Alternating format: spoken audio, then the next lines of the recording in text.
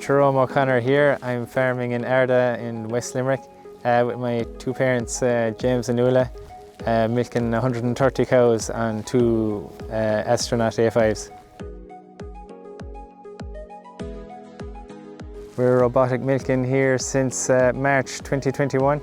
Before that we were milking a 6-unit straight parlour for 20 years. We probably would have only had about 30 cows before the quota was abolished, and then we ended up going up to about 60 cows, and when we got the robots then we decided to upscale. We looked at robots for years ago, but I wasn't fully convinced, I'd say, at the time, but I had planning permission got for a 20-unit parlour, but I was still interested in the robotic milking. It's easy to kind of go back into the parlour and just say we'll just keep going the way we're going, but it is a big decision to be made, but an easy one now looking back at it.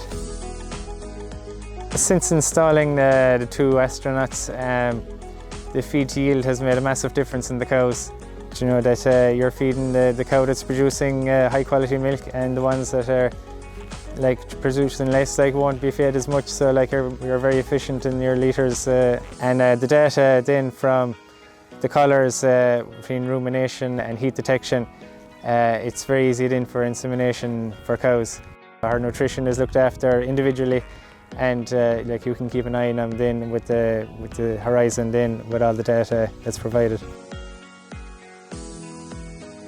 Drying off cows then as well, you have the full milk recording of her every day of the year. So selective dry cow therapy now is what we've started to use now since the robots have been installed, and you can decide then in a flick of a button the day you're drying her off if she's to get antibiotics or not. Compared to 4 maybe or 6 milk recordings in a year, maybe in a conventional parlour you have a milk recording every day of the year, so your data is a lot more accurate. You can make decisions best suited to each cow.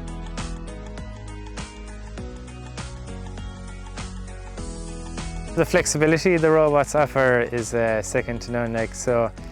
Cows are a full-time job and they need to be looked after all the time. So, but it saves you getting up at a specific time every morning. You can either do it earlier or later. It won't bother the cows, and you can get up there of a Sunday morning, do your jobs quickly, be gone for the day, come back in 7 or 8, 9 o'clock, do 20 minutes, half an hour. That's massive, just to try and kind of get some bit of a break maybe. Last year I took a holiday in July, which would never have been considered before. So, and my parents now this year are going for 2 weeks holidays.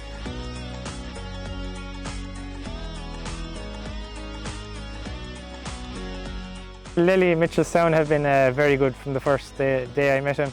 They've walked me through the whole lot. I was very confident after meeting with him several times, and designs that we put through to see if it would work on our farm.